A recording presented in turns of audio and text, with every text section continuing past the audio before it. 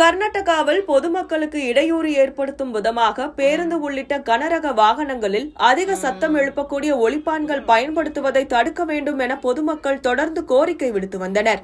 இதனை தடுக்க போக்குவரத்து போலீசார் பல அதிரடி நடவடிக்கையில் ஈடுபட்டு வருகின்றனர்.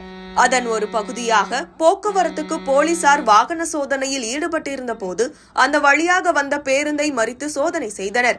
சோதனையின் போது அதிக சத்தம் எழுப்பக்கூடிய ஒலிப்பான்கள் பொருத்தி வந்த வாகன ஓட்டுநர்களை கீழே இறக்கிவிட்டு நூதன முறையில் தண்டனை கொடுத்துள்ளனர். அதாவது ஓட்டுநர்களை பிடித்து அவர்களின் காதை ஒலிப்பான்கள் அருகே வைத்து ஒலிக்க செய்தனர். இதேபோல்தான் மற்றவர்களுக்கும் இருக்கும் என அறிவுரை வழங்கி அனுப்பி வைத்தனர். நூதன முறையில் போலீசார் வழங்கிய தண்டனை இணையத்தில் வைரலாகி வருகிறது.